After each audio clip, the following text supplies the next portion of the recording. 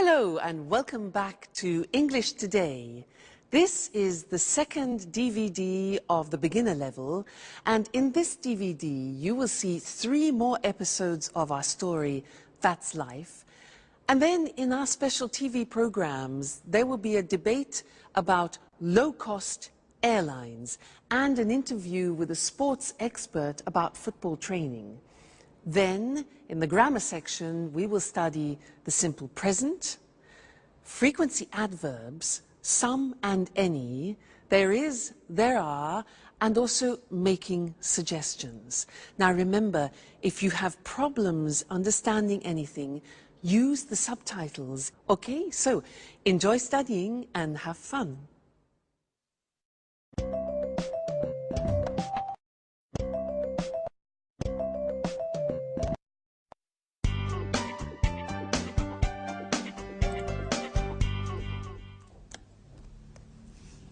Hello, Anne. Oh, it's you, Peter. Look, this is it. Look at what? My office. Here, near my bed. Oh, I see. By the way, where are the office supplies? The computer supplies are in that cupboard over there.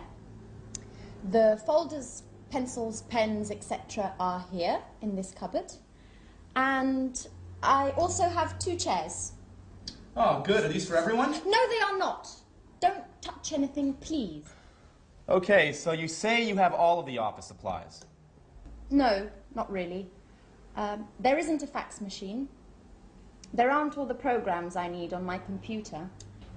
And I guess you have an answering machine. Is it useful? I don't need an answering machine. I answer the telephone myself. Okay, you're right.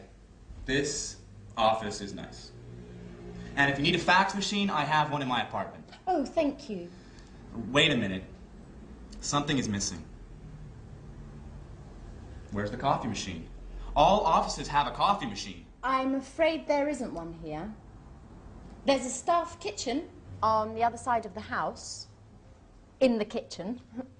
We can have some coffee there. Good idea.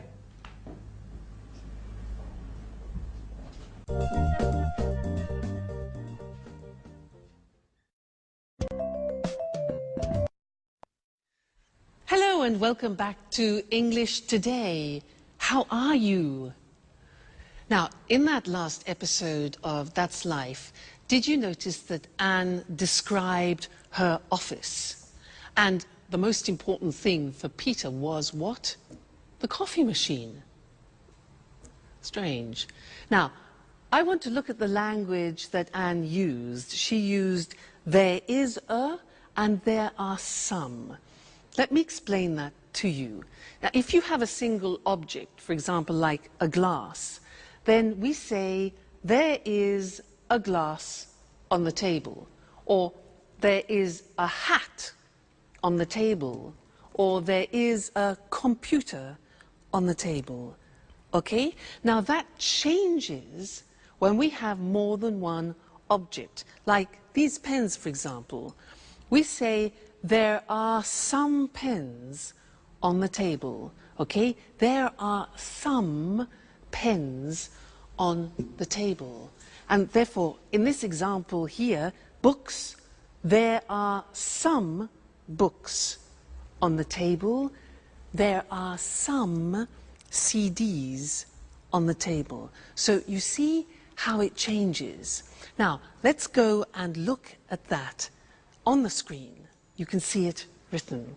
So we said, with singular objects, we say there is. The examples are, there's a computer in Anne's office. There isn't a fax machine. That's the negative. There isn't a fax machine. There's a table in the studio, and there isn't a coffee machine, which Peter can't believe. Now look at the plural form. We say there are some office supplies in the office, and there are some pens and pencils, okay? And we also use that for the exact number of plural objects. So, for example, there are 2 chairs in Anne's office, and there are 4 pictures, for example, in her studio. All right, so that's an introduction to there is and there are some. Now, in the next lesson, we're going to look at the difference between some and any, which is very important. So listen out for that in the next episode, and then come back here and we'll work on it. All right? See you later. Bye.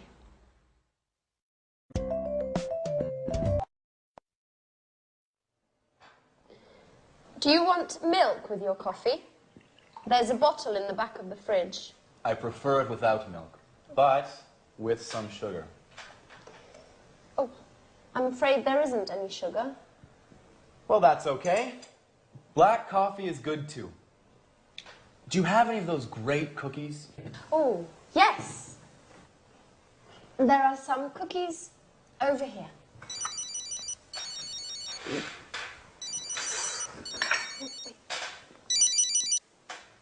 Peter speaking. What? An audition? No, not at all. I'm free. Great. Bye. Well, finally, an audition. Wonderful. When? Next Monday at the Opera Theater. These cookies are fantastic. Are there any more? There are some more in the box. Thank you. Bye, Anne. Time for music. Hey! Take your dirty napkin away from my kitchen!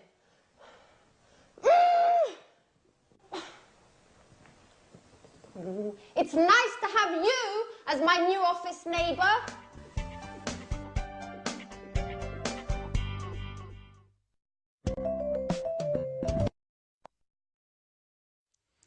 Hi again. Anne's a bit difficult, isn't she? Yeah. Now, this is a lesson about some and any. Remember, Peter said, "Can I have some coffee and some biscuits?" Well, I want to talk to you about that right now. Now, in order to understand some and any, we have to understand the difference between countable objects and uncountable objects. So, these things here are ingredients to make a wonderful English lemon cake. Let's divide them into countable objects and uncountable objects. Let's start with these. Now, these are lemons. Countable means you can count them. Uncountable means you can't count them. Can you count these? Yeah, 1, 2. So, these are countable, so there are some lemons. Now, what about these? These are nuts. Can you count these? Yeah, 1, 2, 3, etc. So they are also countable. So we say there are some nuts on the table. Now, what about this? This is marmalade. Now, can you count marmalade? Well, you can count the container, but not the marmalade inside. So this is uncountable, and we say in English, there is some marmalade. It's a singular verb. So we put it here, it's uncountable. Okay?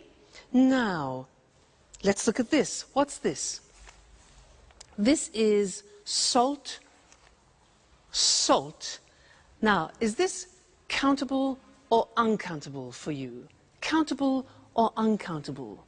Well, it is very difficult to count all the little bits of salt, so this is uncountable. We put it here, all right? Now, next thing, these two, eggs. Countable, uncountable, 1, 2, countable. There are some eggs. This here is spices. Spices. Now, these you can count. So we say there are some spices. What about this? Milk. You can count the bottle, but can you count the liquid? No. So all liquids are uncountable, and we say there is some milk. There is some milk. So singular verb. Put that there. Now, what have we got here? Butter. Butter. Can we count that? Well, we can count a packet, yes, but the butter inside? Exactly, no, we can't count butter. So there is some butter, we put it here. Good. Now, what else have we got? Flour. You know, flour we use to make pizza, to make cakes. Is that countable? Exactly, it's not countable. It's like salt, like sugar, like coffee. So we put this here, uncountable. And the last thing, this. What's this? Water. Is water countable? No, it's not. So water goes with the uncountable. There is some water. It's quite difficult, hey? Let's look at the screen to see that written, all right? And we will do a general summary. So we said countable objects in the plural. In the positive form, we say there are some lemons on the table. There are some CDs on the table. There are some eggs on the table. So that's countable. Now the negative is there aren't any, we use any, there aren't any cigarettes on the table. There aren't any biscuits, important, any for the negative. There aren't any magazines, for example, all right? Now, questions. Here again, we use the word any. We use any in the negative and any in the questions. So, are there any glasses on the table? Are there any books on the table? Are there any pens? All right, so some in the positive, any in the negative, and the question form. Good. Now, let's move on to uncountable objects. These ones here. The examples are, there is, singular verb, some sugar on the table. There is some flour on the table. There is some water on the table. Okay? Negative, again, we use any. We say there isn't any bread on the table. There isn't any wine, a liquid, on the table. There isn't any chocolate on the table, all right? Questions, again, with the singular verb and any. Is there any money on the table? Is there any pasta? Unfortunately not. And is there any beer? Okay? Now, I want to add one more thing to this lesson, and it's the words this, that, these, those. Let me explain. With one object, you say this CD when it's close to you, this CD. But when it's distant from you, far away, you say that CD, this, that. All right? We hear this very often. Let me take two, plural. Now we say these CDs. When they're far from you, we say those CDs. Okay? So these, those, one, this, that. Let's see that on the screen. So this book, plural, these books when they're close to you, and that chair, for example, and those chairs when they're distant from you. That's a big lesson, hey? There's a lot to remember. So we have some and any, countable and uncountable, this, that, these, those. Whew! You have a lot to do at home to study there. Anyway, no problem, because you're great students. So We'll meet again in the studio very soon for some more English. Take care. Bye for now.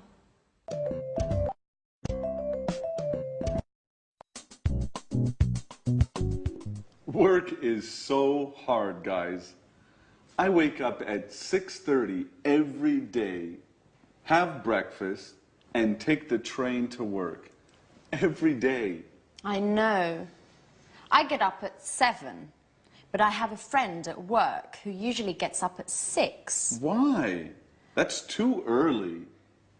It takes him an hour to drive to work. Wow, that's a long drive. Yes. But he lives in the country. I think he's lucky. Every weekend he can go for walks in the woods, not in traffic jams. I guess that's pretty nice. He lives in the countryside, but works in the city. A pretty nice combination. What about you, Sharon? What time do you wake up? I usually get up at about 9 o'clock, but I live in the city. It's easy to get to work. Yes, but you get home very late. Often 6:30 or 7. You know, I sometimes have 5 or 6 groups of tourists a day. You work too much, my dear. And you sing too much, Peter.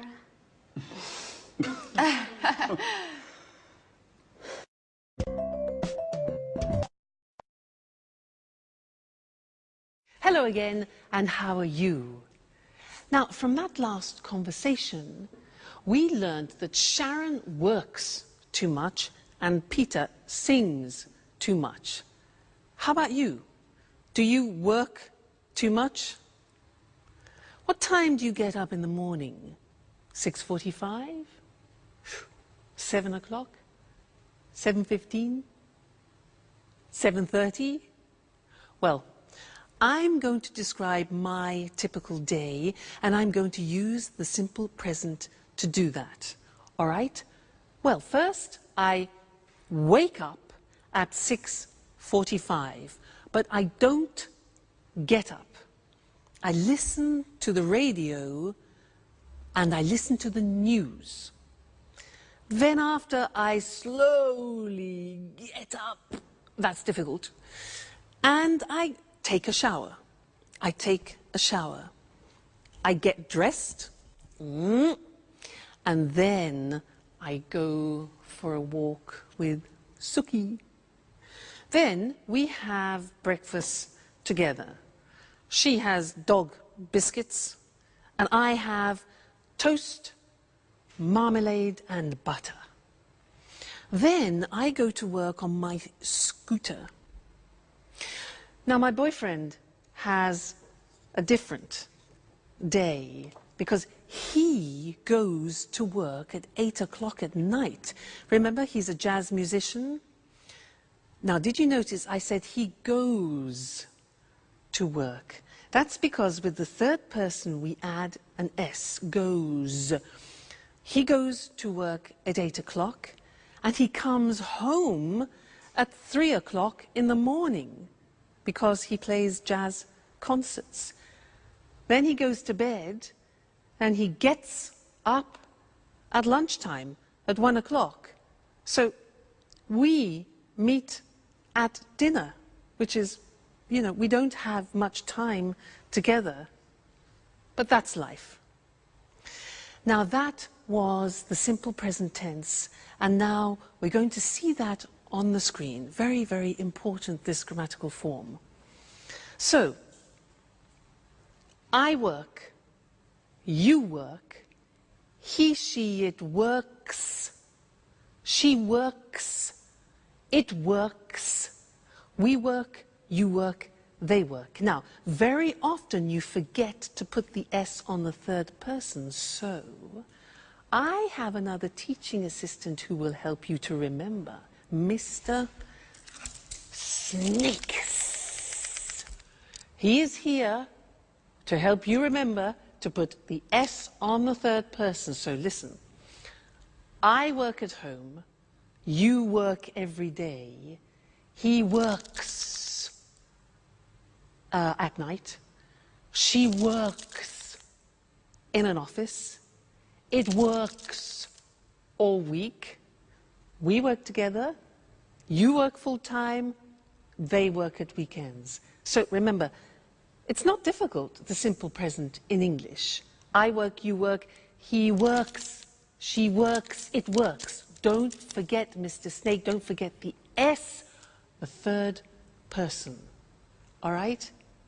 Good. Now, listen to the next episode and try and pick out words like often, sometimes, occasionally, because we're going to study those next. All right? Go and have some fun. Bye.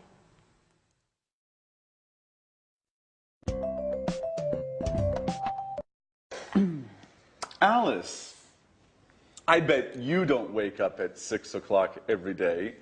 Tell us something about your typical day at university. Well, I sometimes have classes in the morning, but I usually have classes in the afternoon. On Mondays, I always attend lectures in the morning. And where do you study?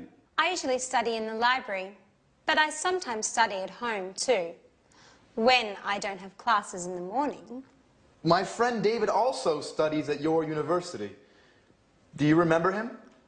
David Leary? Yes, I occasionally see him in the library, and sometimes in the park. In the park? Doing what? He likes studying there. He takes his books, finds a nice park bench, and reads there. Not a bad idea.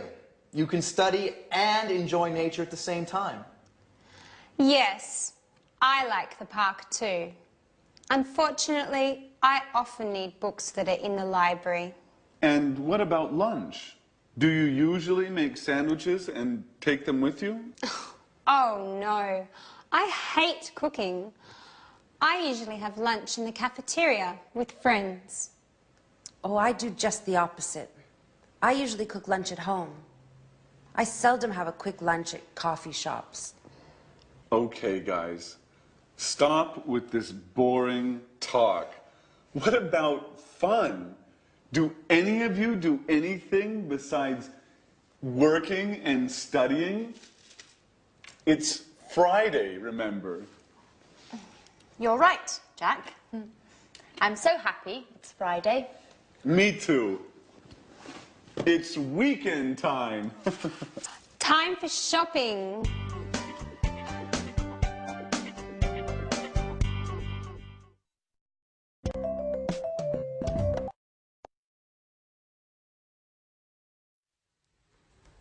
Jack really knows how to provoke Anne, doesn't he? Did you notice those words? Sometimes, always, occasionally? Because we're going to study those now. And in English, they're called the frequency adverbs. And we usually use them with the simple present tense. And they describe how many times you do actions, frequency adverbs.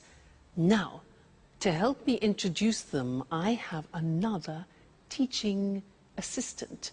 This is, ta-da, Mr. Dinosaur. Mr. Dinosaur is here to help you with the frequency adverbs. Dinosaur, D-I-N-O-S-A-U-R. Now, let's see at the screen how Mr. Dinosaur is going to help you. Well, look at the screen. Now, we're talking about adverbs of frequency, things which describe how often you do something, like habitual actions. Dinosaur. Look at the screen. We have D-I-N-O-S-A-U-R. Now, these letters represent a frequency adverb. Let's see if you can find them. What do you think O is? When you do something a lot. Yeah, often. O is often. What about N? When you do, N is never. Good. N is never. What about A? Something that you do a lot. A is always. Good. What about S? S is sometimes. Very good, sometimes. Now, U is for usually. Usually, it's a habit. What about R? R stands for rarely. That's difficult to pronounce. Rarely. And the last one, look at the top. We've got D. Monday, Tuesday, Wednesday, Thursday, Friday, Saturday, Sunday is a bit strange, this. Every day. All right, so those are the main frequency adverbs. Every day, never, often, sometimes, always, usually, rarely. You notice sometimes is also the same as occasionally, and rarely, another way to say rarely is seldom. Okay, now, the important thing about Mr. Dinosaur and the frequency adverbs is where to put them in the sentence. Now, look at the examples. We put them in front of the main verb. So, I never go out. You always arrive late. He usually gets up at 7. She rarely plays tennis. It often rains in England. We sometimes watch TV. You occasionally drink wine. And the last one is different. Every day they drive to work. Usually every day we put at the beginning. But the others are always before the main verb and after the subject. Now, one problem. There is an exception to the rule, which is typical of the English language. And what is the exception? The exception is the verb to be. The verb to be is always an exception in English. Let's see how that works. Look at the example. He isn't often late. We are sometimes in a hurry. You see the position. The position of the frequency adverb is after the verb to be, not before. And that's the rule. So he isn't often late. We're sometimes in a hurry. They're never at home. And I'm always tired. So those are the frequency adverbs, very important, and we use them to describe our habitual actions. Now, in the next episode of That's Life, listen for this word, enough. Enough. It's a very strange word, because we're going to talk about that in the next lesson here in the studio. So, go and see That's Life. Bye.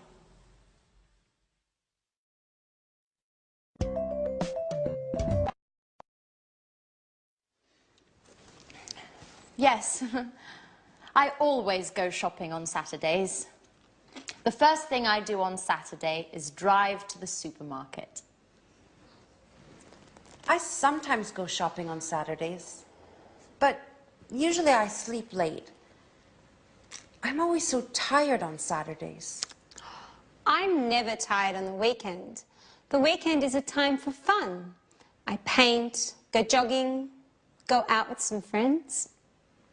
Unfortunately, I sometimes have to study. Oh, I sometimes do a little work at the weekend. When I'm free, I like going swimming, going to exhibitions, or to concerts, if I have enough money. Oh, and every Sunday, I clean up the entire flat. And in the evening, I watch TV. Oh, I never watch TV. It's boring. Peter and I like going to the cinema at the weekend. Yes, it's important not to watch too much TV. An hour a day or so, that's enough. Come on, guys. You talk like my grandfather. Work, TV, housework on the weekends. Life is more. I want you to take me to places where young people have fun. Great. Get ready, Grandpa.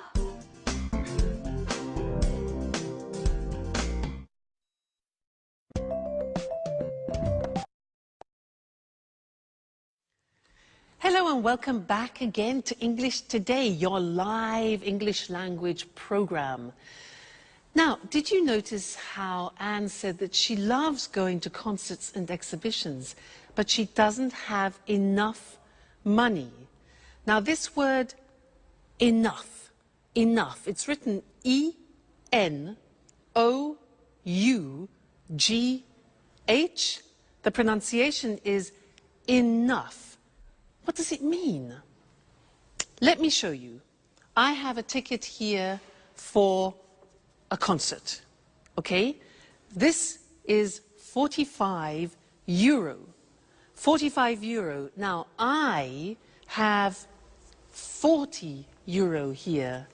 40 euro, 45 euro for the ticket. It isn't enough.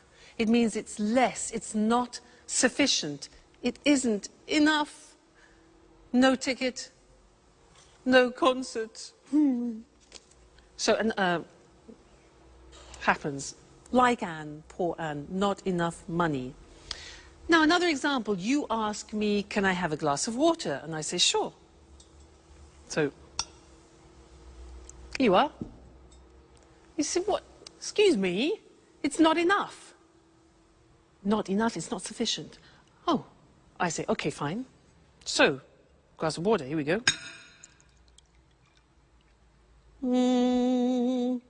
And you say, oh, it's too much. Too much. Now, that is the opposite. When something is in excess, it's too much. Let's go back to the ticket. For example, imagine that the theatre ticket has a discount. Now it only costs 30 euro. 30 euro. I've got 40 euro, which is too much. In excess, too much. But that's great. That's not a problem. That's great. I can go to the concert. Okay? So, that's enough, too much. Now, one more word. It's a small word. And it's so. When do we use so? If I say to you, you are so intelligent, that describes an emphasis. You are so intelligent. You could also say, the glass is so full. Okay? So is to express an emphasis of something. So, we've studied enough, too much, and so. Let's look at those on the screen now to help you, okay? Enough, pronunciation, enough, when something isn't sufficient. There isn't enough water in the glass. There isn't enough money. Then we can also use it with an adjective. The glass isn't full enough. After an adjective, it isn't full enough. Let's move on to when we talk about something in excess. So, there's too much water in the glass. There's too much money. Great. There are too many coins. Now, many is because we use it with countable things. There are too many coins. We can use it with an adjective. For example, the ticket is too expensive. The glass is too full. All right? Then the last thing was so. When you want to emphasize something, the ticket is so expensive.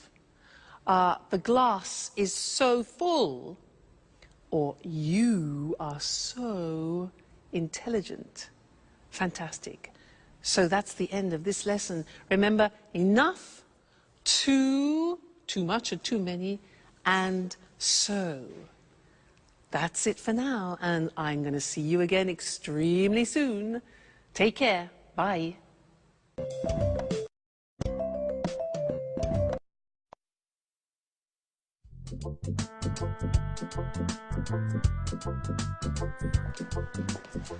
May I ask you a question, Alice? Sure, ask any question you like. I'm an open book. Do you have a boyfriend? Well, I go out with some boys, but that's nothing serious. According to my birth chart, I need some Taurians. But that's not easy now that Saturn is in Leo. I see. Anyway, I think you have a strange relationship with boys. Oh, no. I like boys very much. They're great at carrying packages. You're exceptional. Thanks, Jack. But now, stop talking about me. Let's talk about you.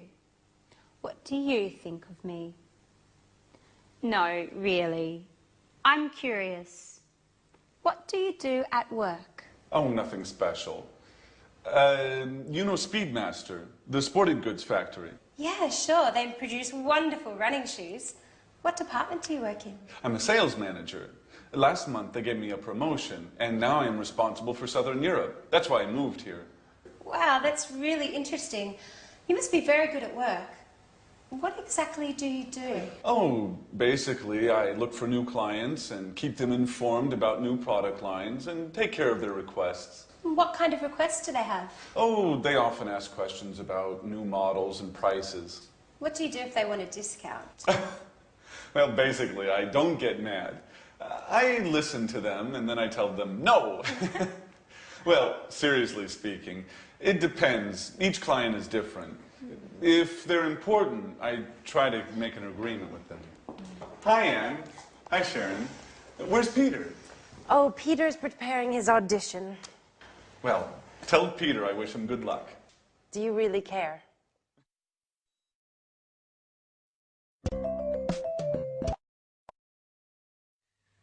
Hello and welcome back to English Today for some more live English. Now, Jack, does he really care for Sharon? I think he does. Let's ask Mr. Monkey. Mr. Monkey, does Jack really care for Sharon? Mr. Monkey. Yes, he agrees, he cares. Now, in that episode there were a lot of questions and I want to practice that with you now, and to do that we are going to have a quiz. I am going to change profession. I am no longer an English teacher. I have a different job. I will ask 10 questions, I will give the answers, and you must guess my new job. Now, if you guess it correctly, I will play a flight for you to go to London for a romantic weekend. How about that? Flight to London? So 10 questions. Listen carefully. Number 1. Do I work in an office? No, I don't. Number 2. Do I work outside? Well, yes, actually, I do sometimes work outside. Next, do I have special qualifications? Oh, yes, I have special qualifications for my job. Okay, next one. Do I work at weekends? Yes, I do, actually. Most weekends I work. So, I don't work in an office. I work outside sometimes. I have special qualifications, and I work at weekends. Okay, next one. Do you travel a lot? Oh, yes, I travel everywhere. I travel to America, to the Far East, around Europe, a lot. Do you earn a lot of money? Oh, yes, I earn a lot of money.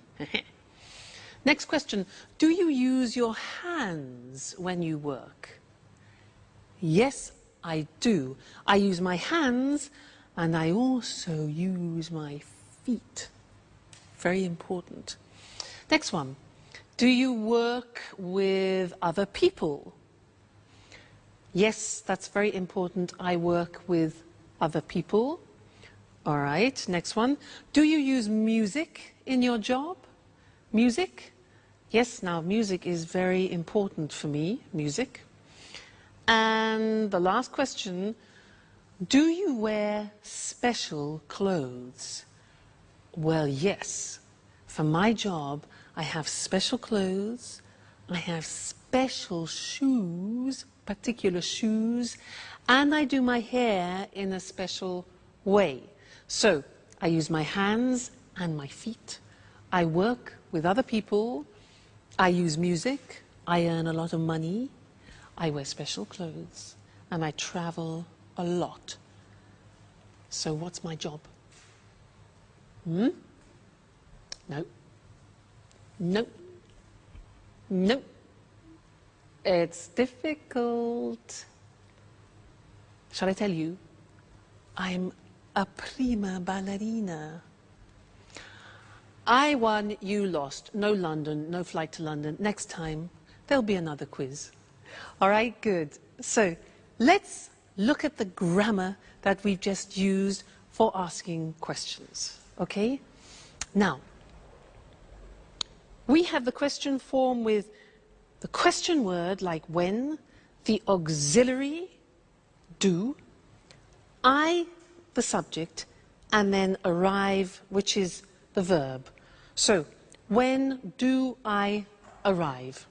Okay, that's a typical question in the simple present. Look at the next one. What do you do at work? What do you do? Next one now, this is important, and we need Mr. Snake, because it's who does he work with? Remember, does, third person, the S, do becomes does. So, who does he work with? Next one, why does she study? Third person. How much does it cost? Again, third person, it. When do we leave? Where do we live? And how do they speak English? Okay, so remember, third person does is the auxiliary plus the infinitive. All right, so those are the English question forms. Now, in the next episode, listen out for the negative form, and then we'll study that together. Okay, so have fun studying, and I'll see you again very soon. Bye.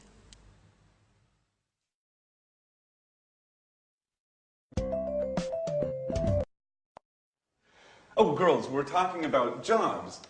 Tell me about your job, Sharon. What do you do at the moment? That's an interesting question. Really? Why do you say that? Well, you know I have a degree in archaeology, but now I'm doing something quite different. Do you have a part-time job? No, unfortunately, it's a full-time job. I work for a travel agency. Oh, what do you do? I give tours around the city. I bring tourists to monuments and museums and other interesting places. Oh, that's nice. Could I have you as a tour guide for one day? I'm sorry. I only work with groups, usually with Japanese people. Oh, well, I'm a black belt in karate. Very funny, but it's not enough. It's too bad. Anne, stop cleaning for a moment. Sit down and tell me about your job. Okay. I work in a publishing company. Oh, so you work with famous writers? Not exactly. I don't work with the writers. I just read their proofs and correct them before printing. By the way, do you know Paul Taylor? He works with you, right? Yes, but we don't work in the same department. He works in the advertising department. But we are good friends. Every weekend we play tennis together. Play tennis? I'm jealous. Do you play tennis too? Do you want to play with us? Well, just joking. I don't play tennis that well. Only karate.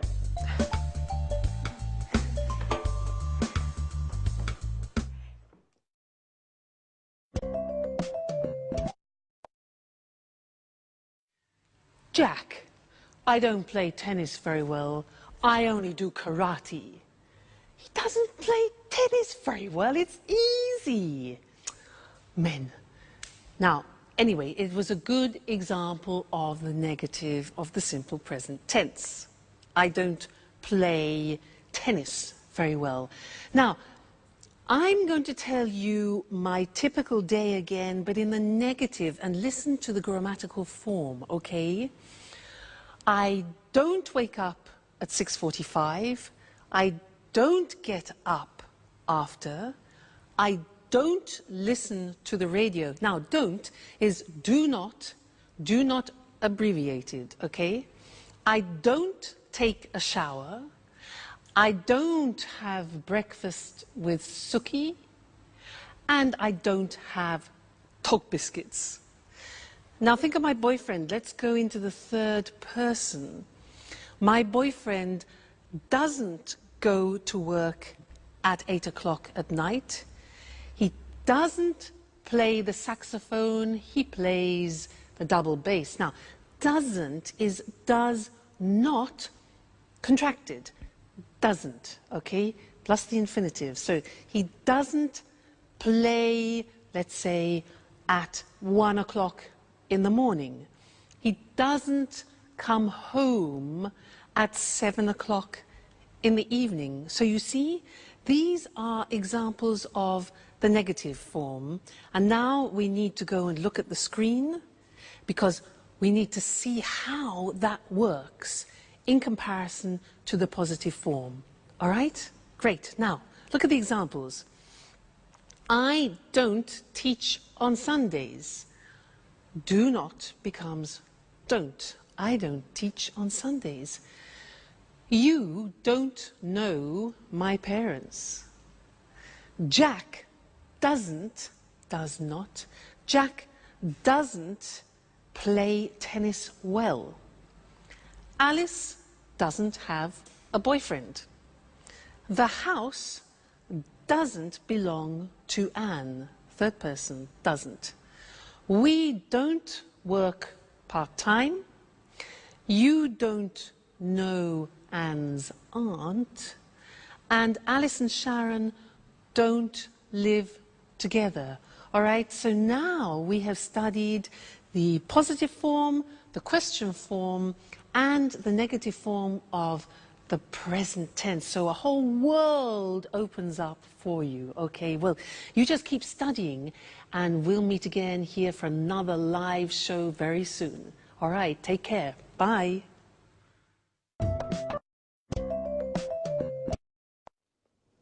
Good evening from Eric Brown. Welcome to another edition of Let's Talk. With me here in the studio are Marie and Tom. Hello, Marie. Hello, Tom. Hello, Eric. Well, today, let's talk. Let's talk about what, Marie? Low-cost airlines. Very interesting. You're right, Eric. You know, there are 90 low-cost airlines in Europe today. Really? So many? Yes, that's right. 90. Lots of people fly with low-cost airlines. Of course. It's very cheap to fly with these airlines. It's not always cheap, Marie. It's cheap to fly midweek on Tuesday, Wednesday or Thursday, but it's not cheap to fly at weekends on Saturday or Sunday. But are the planes safe?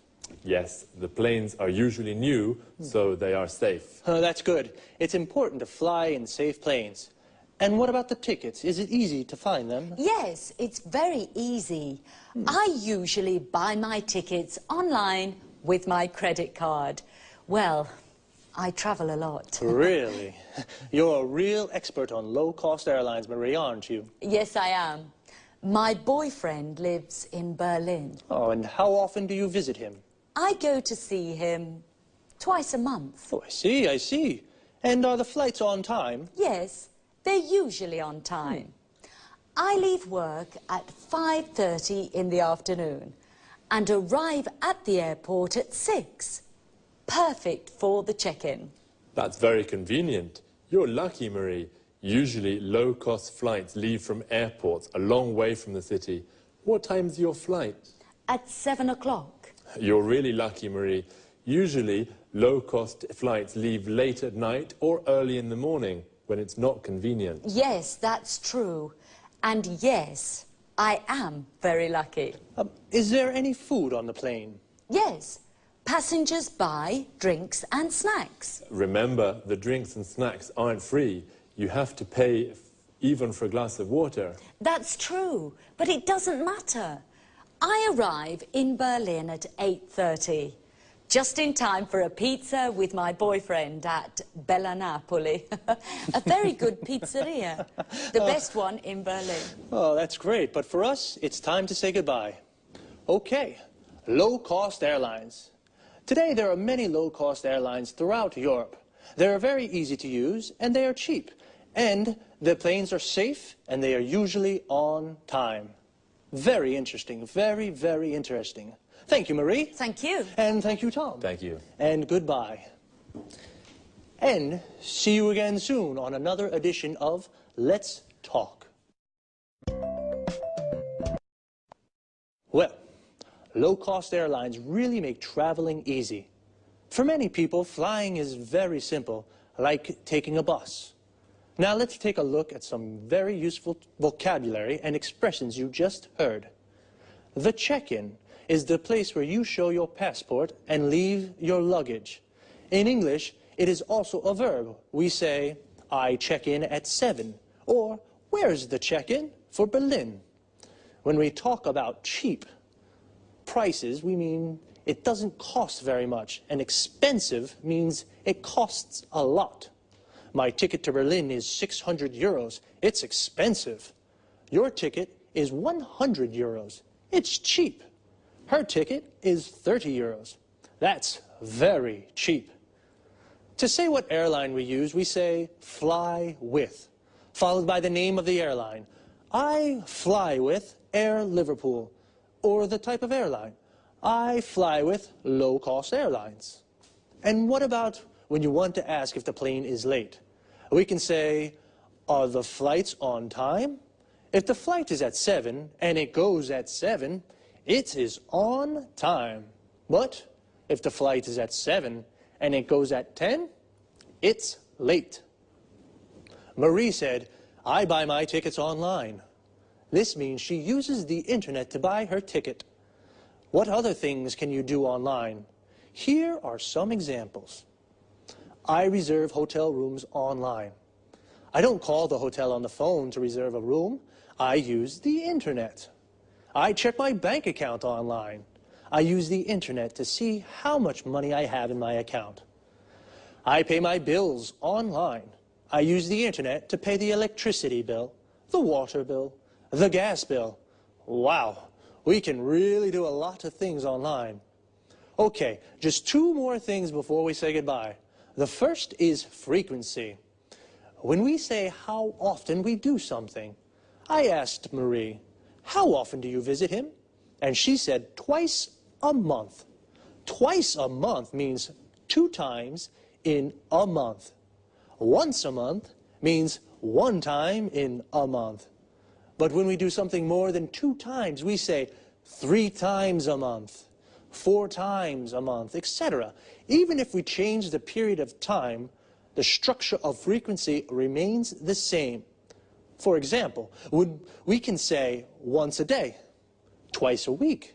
But remember, we say 3 times a year, 4 times a week. One last thing. Notice the preposition after arrive. When we arrive in a place like a station, airport, shop, we say, I arrive at the airport at 6.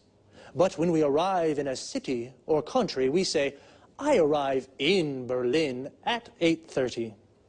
So, we say, I arrive at the station, I arrive at the airport, but I arrive in London or I arrive in Madrid. That's about it for now. Take care and see you soon.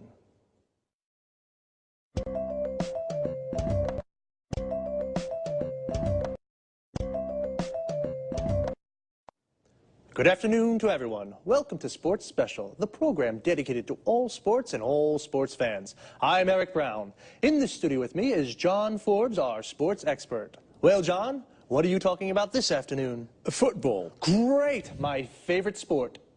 It's not only your favourite sport, Eric. Millions of people love football. Of course. It's a fantastic game. The best in the world. Well, maybe. But remember, Eric, football isn't only about fame, success and money. Oh, a lot of money. Professional footballers earn millions of euros. That's true. But football is also about hard work, fitness training, stretching and jogging almost every day. Really? How often do professional players train? They go jogging every day at 8 in the morning, and then they work out in the gym. Ah, so much exercise. And that's not all. Really? What do you mean? Well, they also practice football 3 or 4 times a week with the team. And where do they train? They usually do fitness training at the football ground. First they do stretching, then they practice shooting. Is the coach with them during the training? Yes, of course. The coach is very important for the team. He shows the players good techniques for passing, dribbling and heading. And he decides who plays in the matches. How many matches are there in a football championship? 30, more or less. You know, football championships take place in the winter, usually from September until June. And when do they play matches? At weekends, but the big clubs also play during the week for the European Cups. Oh, championships, European Cups, training. Footballers are very busy. Yes, they are. The only time they rest is in the summer. Well, holidays only in the summer. But what about fun? For example, can the players have a beer after a match? Of course, Eric, especially if they win. A beer is a perfect way to celebrate a victory. Well, a footballer's training routine is very hard, but it is very rewarding too. Okay, thanks to our expert, John Forbes. And goodbye to all football fans and sports lovers. See you again soon for a new edition of Sports Special. First of all, football and soccer are the same thing. Football is the British word, and soccer is the American form. But they are exactly the same thing. So, let's take a look at some of the vocabulary we use to talk about football. Do you like football? If you do, then you are a football fan. Like me. Do you support a team? I support Inter. We say that we support a team when we are a fan of that team. So, what is a team? It's the group of players that play together. For example, Manchester United is a football team.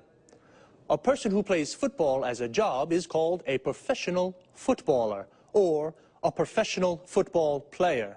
Footballer and football player are the same thing. A football player is a footballer. And every team has a coach. A coach is the person who prepares the team. He teaches techniques and how to play well. So, 11 football players make a team, and when 2 teams play against each other, they play a match. But as John told us, footballers don't only play matches, they do a lot of training. Training is all the exercises they do to prepare for matches. We can say, footballers do training, or footballers train.